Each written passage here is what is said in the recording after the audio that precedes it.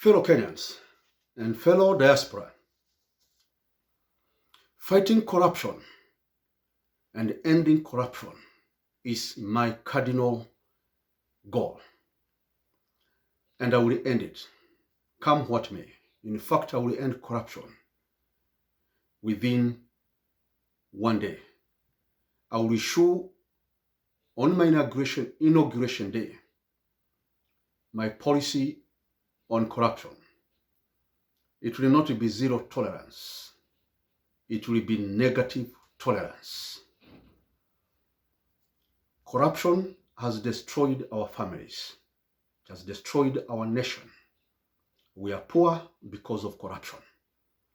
And this is my goal. And that's why I'm saying, let us, and requesting with humility, let's begin now in the fight against corruption. Let me be a president who was elected because I got the support of all Kenyans, all diaspora. They gave me the support in terms of the vote, in terms of finances, in terms of moral support and prayers. This is what would produce my presidency. And forever, I shall be grateful. And because of that, corruption shall cease in Kenya.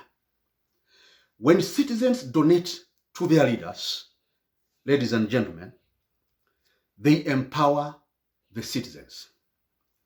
The citizens acquire greater power to demand for better services because they financed that candidate, they financed that party, they financed that government.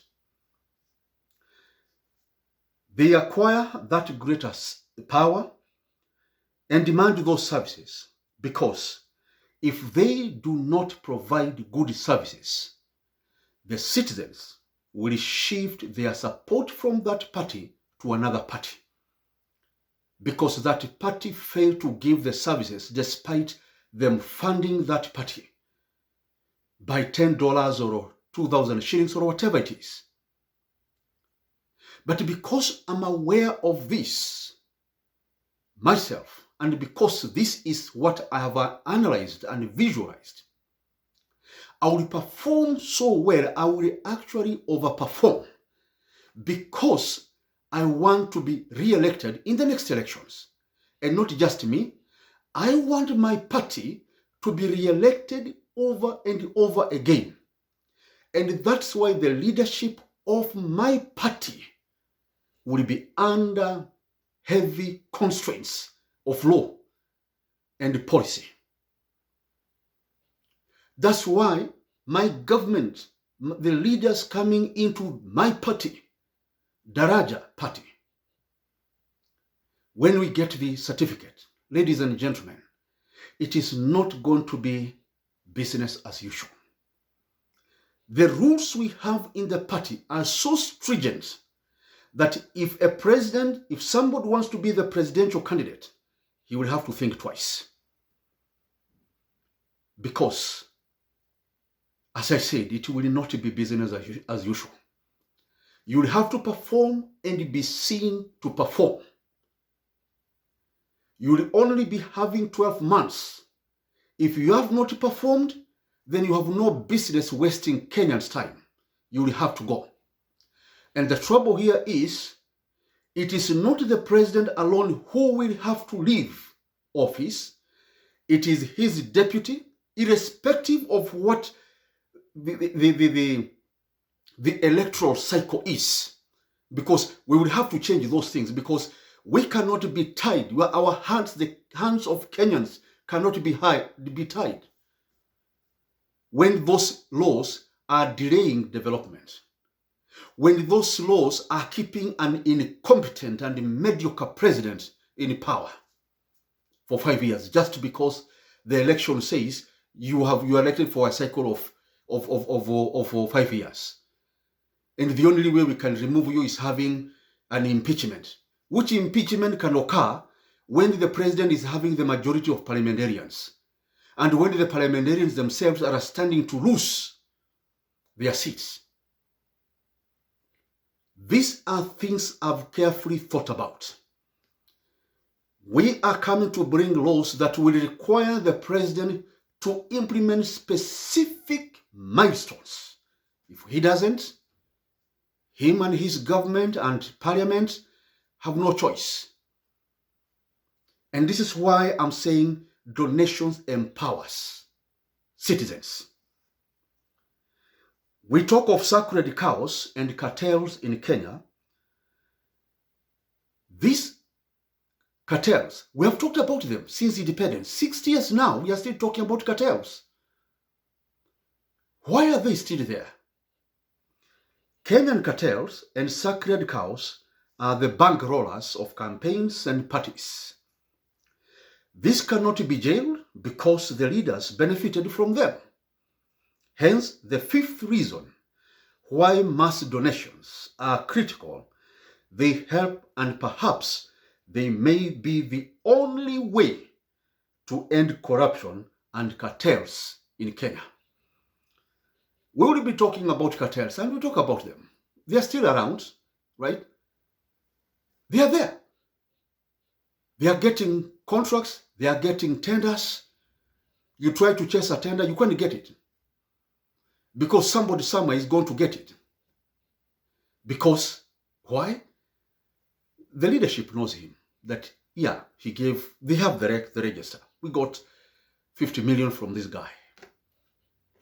Give him a tender to recover his money.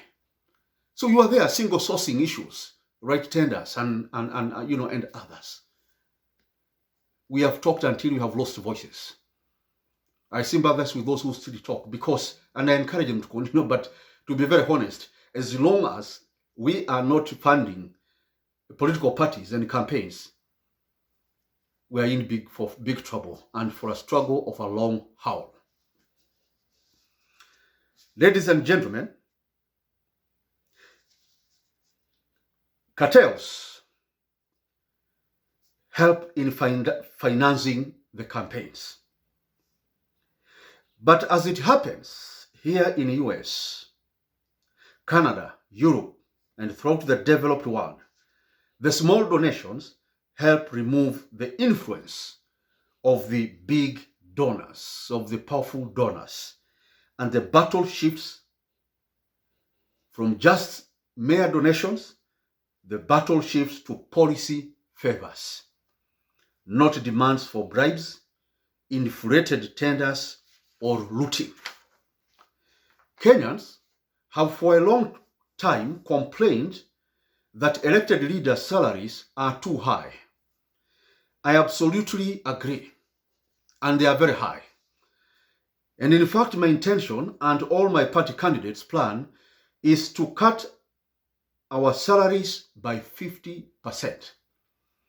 Hence, saving the country over 10 billion Kenya shillings per year. And you can calculate how much that's going to help the country. This money, 10 billion, is going to make immense. It's going to employ millions of Kenyans who are jobless today. Because the money that is supposed to employ them goes to one person. When we cut this money by half, we release funds that will go to employ millions. A member of parliament today gets money, or the president today gets money that will pay 100 or 1,000 people, goes to one person. My government will address that very seriously. As president, my salary will come down to below 1 million. But the dilemma is here. If our candidates have to finance their campaigns themselves, how will they recover the campaign expenses? That's the catch-22.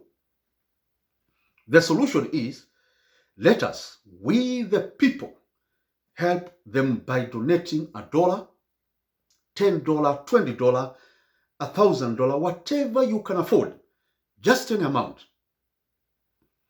The way in which citizens of US, Canada, UK, Germany, and others help the candidates and the parties with small donations and hence helps keep the elected leaders' salaries low. With your donations, I shall succeed to cut all elected leaders' salary by more than half. It's as simple as that. Finance their campaigns. The salaries will come down. We will employ almost 4 million Kenyans in different ways. We will. The 10-15 billion we will save will go into employment. So you donate $10, $20 or 2,000 or 10,000 shillings. You help us to campaign and win the election. We cut our salaries by 50%, raise 10-15 billion, and employ 3-4 million Kenyans. As simple as that.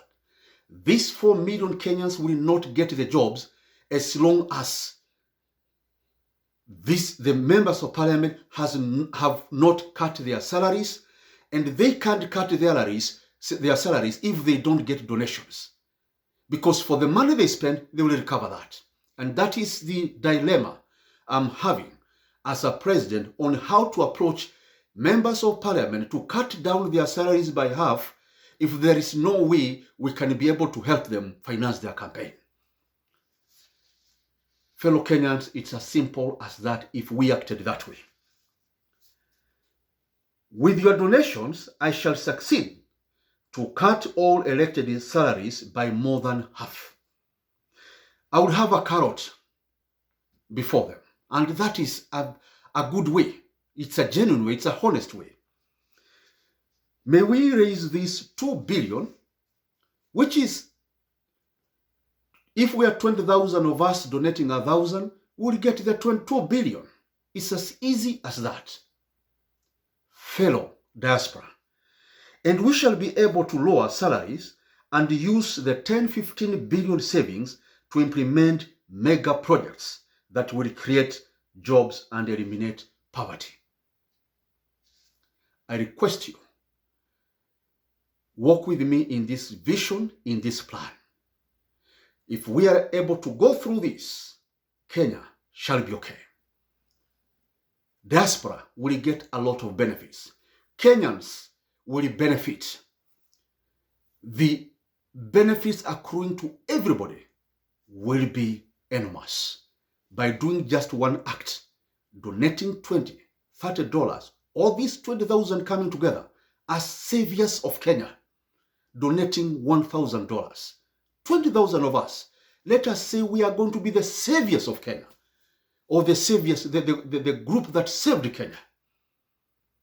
And we get this 2 billion, winning the election. That will be great. Please assist me by going to GoFundMe platform and search there, make Dr. Joseph Mburu President of Kenya. Donate whatever you have. I will appreciate with all my heart. Or you send it through my M-Pesa 0748 265 314. We will go very, very far. Thank you very much, fellow diaspora, for listening to me and for assisting me in this endeavor.